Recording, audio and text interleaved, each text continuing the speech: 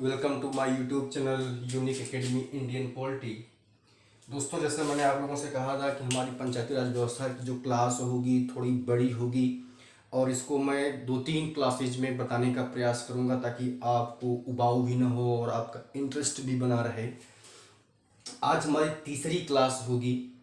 पिछली वीडियो में हमने कुछ समितियों के बारे में पढ़ लिया है, जैसे बलवंत राय मेहता समिति पहली समिति, अशोक मेहता समिति दूसरी समिति, जी.वी.के. राव समिति तीसरी समिति, लक्ष्मी नरसिंह समिति चौथी समिति, पांचवी जो समिति है आपकी वह दोस्तों है थुंगन समिति और छठवीं है गाडगिल समिति। आज हमने इसको इसलिए पहले लिख लिया क्योंकि मैं समय को बचाते हुए आज संवैधानिक जो प्रावधान है उसको भी मैं बताना चाहता हूं, ताकि कल और परसों की 2 क्लास में ये पंचायती राज व्यवस्था खत्म हो जाए और पंचायती राज व्यवस्था के सारे सवाल आपके जद में आ जाएं। तो आज हम पढ़ेंगे थुंगन समिति 1988। इसने भी कहा कि पंचायती राज व्यवस्था को संवैधानिक बनाया जाए। पहली बात, इसको भी संविधान के अंतर्गत, संवैधानिक का मतलब संविधान के अंतर्गत किसी भाग में किसी अनुच्छेद में इसको स्थापित किया जाए। नंबर 2, त्रिस्तरीय पंचायती व्यवस्था, ग्राम ब्लॉक जिला, ग्राम ब्लॉक जिला 3 स्तरों पर किया जाए। जिला परिषद को पंचायत का केंद्र बनाया जाए। पंचायती राज व्यवस्था का जो कार्यकाल है वो 5 वर्ष किया जाए। जनसंख्या के आधार पर अनुसूचित जाति और अनुसूचित जनजाति को भी आरक्षण मिले। इसके साथ साथ जो सबसे बड़ी बात है वह महिलाओं को आरक्षण की बात कही गई, ठीक। और राज्य वित्त आयोग का गठन किया जाए। तो ये थुंगन समिति की रिपोर्ट थी।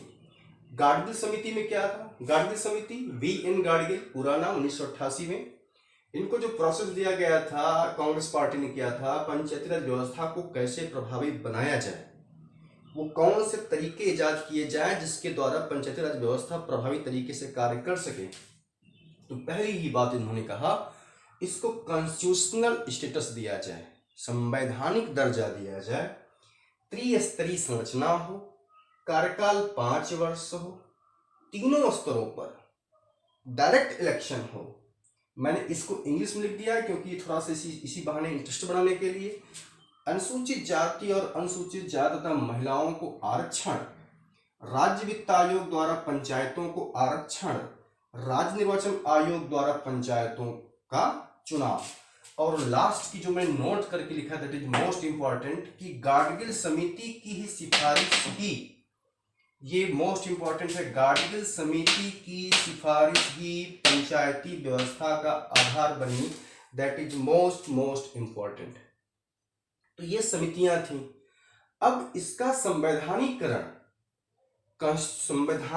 करने के में कैसे इसको प्रोसेस बना। तो सबसे पहले ये प्रयास किया गया दोस्तों राजीव गांधी की सरकार में। मैंने आपको पिछली वीडियो में बता रखा है कि राजीव गांधी ने बड़े क्रिएटिव कार्य किए अपने कम ही समय में। देश में बड़े क्रिएटिविटी वाले कार्य की, कम्युनिकेशन, शिक्षा के स्तर को ऊंचा उठाना, पंचायती राज व्यवस्था के बारे में सोचना, ठीक है। लेकिन 64वां संविधान संशोधन उन्होंने किया। 1989 में राजीव गांधी ने 64वां संविधान संशोधन किया। ये लोकसभा से तो पास हो गया परंतु राज्यसभा से पास नहीं हो सका, तो ठंडे बस्ते में चला गया। इस प्रोसेस को राष्ट्रीय मोर्चा सरकार बीपी सिंह, विश्वनाथ प्रताप सिंह के नेतृत्व में इसको फिर संवैधानिकरण के पीछे प्रयास किया गया। इसके लिए 2 दिन मुख्यमंत्रियों का सम्मेलन हुआ, परंतु 90 में सरकार गिर गई, तो भी ये ठंडे बस्ते में चला गया। ये तो किसी और के हाथ से होना था, इसकी उपलब्धि किसी और को मिलनी थी। तो फिर कांग्रेस नरसिम्हा राव सरकार में 1992 में 73वां संविधान संशोधन हुआ। 73वां संविधान संशोधन 1992 हुआ और इसके द्वारा आप ये जानते हैं, इसको जो है भाग 9 में इसको संवैधानिक संस्थाओं को जोड़ा गया और 24 अप्रैल 1973 को पंचायत, त्रिस्तरीय पंचायत का शिलान्यास हुआ और इसीलिए 24 अप्रैल को पंचायती दिवस मनाया जाता है। तो ये समितियां सारी समाप्त, उसका संवैधानिकरण हो गया।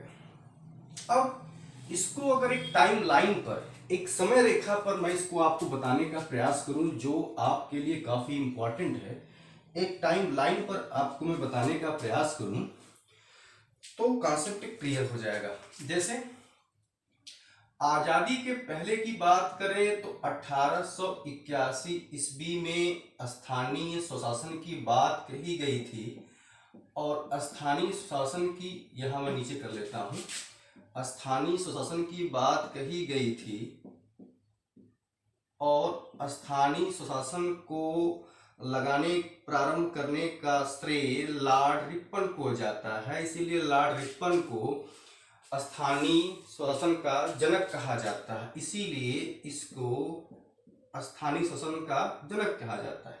जब आपका संविधान बनके तैयार हुआ तो आपने आर्टिकल 40 को पढ़ा, ग्राम पंचायतों का संगठन, ये टाइमलाइन है, ये क्रम आप याद रख लेंगे, भूलेगा नहीं। फिर आगे समय बढ़ा तो 1952 में और 1953 में CDP कम्युनिटी डेवलपमेंट प्रोग्राम सरकार द्वारा लाया गया। 1953 में नेशनल एक्सटेंशन प्रोग्राम, राष्ट्रीय सेवा विस्तार प्रोग्राम लाया गया। ये दोनों की जांच करने के लिए एक कमेटी बैठाई गई जिसका नाम था बलवंत राय मेहता समिति। बलवंत राय मेहता समिति के बाद जो अगली कमेटी थी, एक क्रम से याद रखें, अशोक मेहता समिति। इसके बाद दोस्तों VK राव समिति। इसके बाद लक्ष्मीमल सिंघवी समिति, थुंगन समिति और गाडगिल समिति। गाडगिल समिति 1 2 3 4 5 6 समितियां क्रम से याद रखेंगे। इसी बहाने टाइमलाइन पर, ये आपका टाइमलाइन मैंने बना रखा है, इस टाइमलाइन पर आप याद कर लेंगे इसको। और फिर आगे बढ़ता है 73वां संविधान संशोधन। 73वां संविधान संशोधन 1992। तो ये आपकी टाइमलाइन मैंने बना दिया। 1881 से मैंने शुरू किया, लॉर्ड रिपन को स्थानीय स्वशासन का जनक कहा जाता है। इसके बाद आर्टिकल 40 जो आपका DPSP में है। इसके बाद आपको मैंने बना दिया 73वां संविधान संशोधन बता दिया, बलवंत राय मेहता और जितनी समितियां हैं वो बता दिया। ठीक है, अब जो हम भाग जोड़ा गया 73वें संविधान संशोधन के द्वारा, ये टाइमलाइन आप याद रखें, इसके बहाने सारी समितियां आपको याद रहेंगी। अब यहां दोस्तों 73वां संविधान संशोधन, 73वां संविधान संशोधन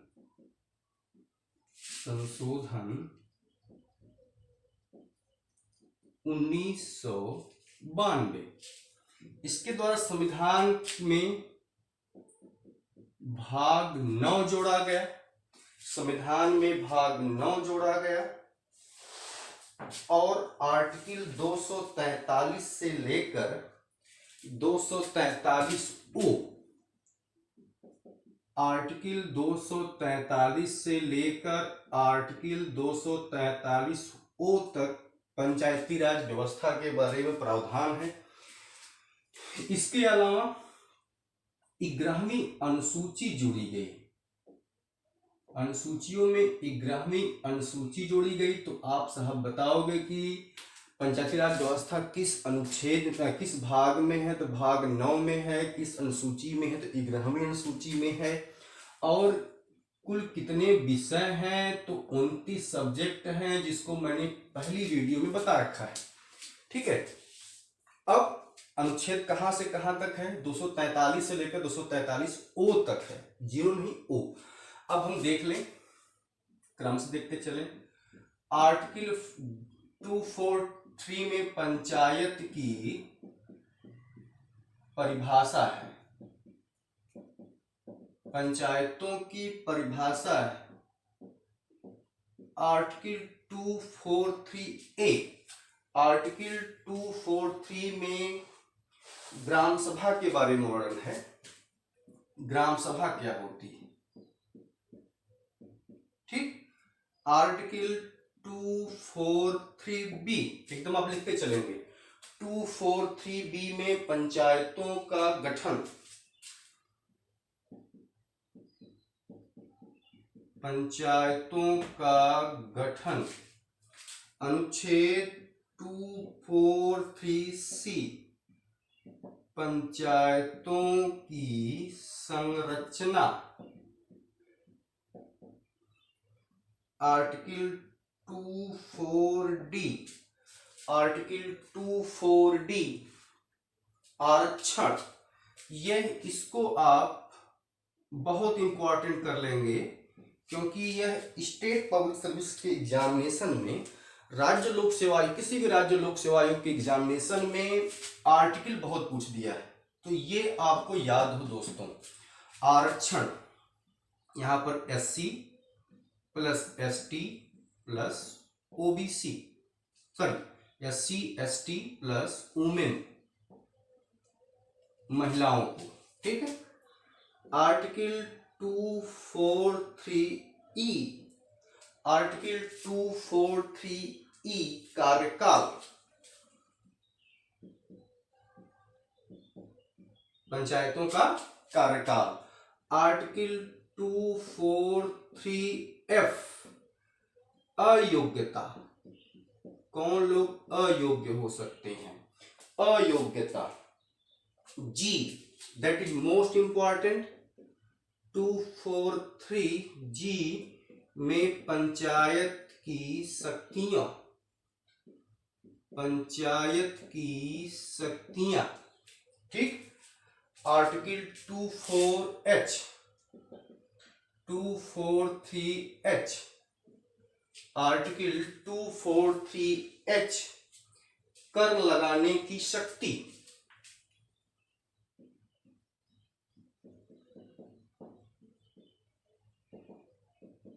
कर लगाने की शक्ति। आर्टिकल 243I, इसको आप इंपॉर्टेंट कर लेंगे। राज्य वित्तायोग, अनुच्छेद 243J, अनुच्छेद 243 का J, ऑडिट, इसका ऑडिट कौन करेगा, लेखा परीक्षण कौन करेगा। अनुच्छेद 243 के, आर्टिकल 243 के राज्य निर्वाचन आयोग,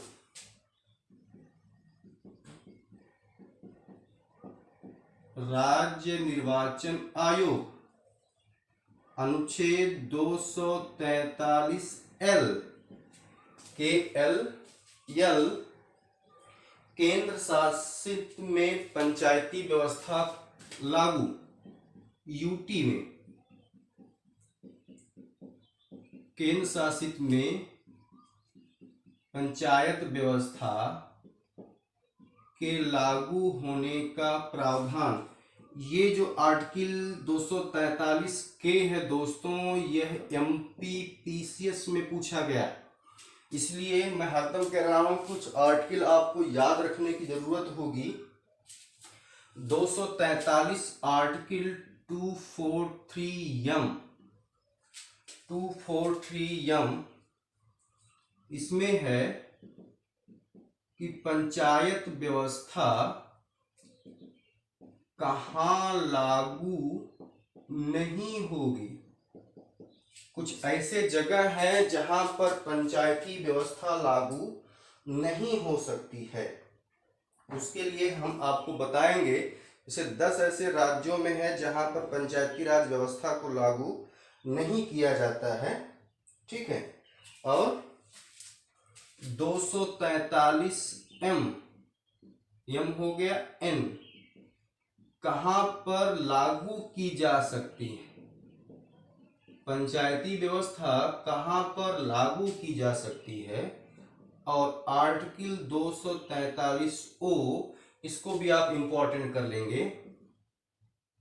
ये है दोस्तों कि चुनाव में, पंचायती चुनाव में न्यायालय हस्तक्षेप नहीं करेगी, पंचायती चुनाव में न्यायालय हस्तक्षेप नहीं करेगी।